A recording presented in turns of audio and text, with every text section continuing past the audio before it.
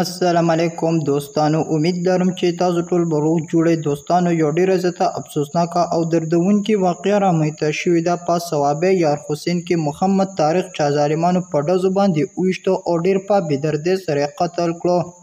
محمد طارق د 3 بچو پلار او اخر چا په ډزو باندې وویشتو چې ډیر په بېدردۍ سره قتل کړلو. راځئ مینوالو تاسو موږ سره دا ویډیو اخر پورې وګورئ چې د پوره معلومات نه خبر شئ. که څوک په دې چینل کې نوی مهرباني وکړئ star click در سره ضرور سبسکرایب کړئ او براټه نشان ووهئ. نور هر یوه معلوماتي ویډیو به تاسو ته ډیره پسندتیا سره ملاویږي.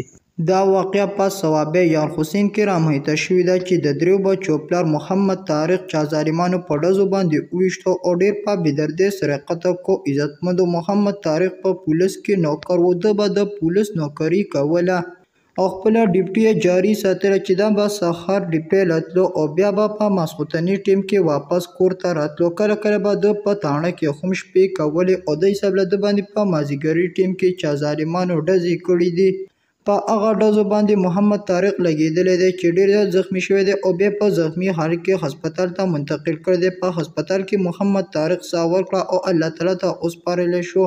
عزتمندو په محمد طارق باندې نامعلومه کسانو ډزې کړي دي. الله تعالی دې محمد طارق لا په جنت الفردوس کې اعلی مقام ورکړي او دا چې چا ایشته دی هغه دې الله تعالی په دې دنیا کې غرق او تباه کړي او په هغه دنیا کې عزتمندو 3 بچي ترې یتیمان پاتې شول، ښځې کونډه پاتې شوله. الله تعالی دې د کورنۍ له د زړه صبر ورکړي او دله دې الله تعالی په جنت الفردوس کې اعلی مقام ورکړي. ځای په ځای باندې قتلونه کېږي. عزتمندو پولیس په دې کې ایکشن نه وي. پولیس ته دا پکار دی چې د محمد طارق قاتلان زر تر زره گرفتار کړي او دوی له دې خو بدترینه سزا ورکړي چې بیا دپاره څوک داسې ظلم نه کوي.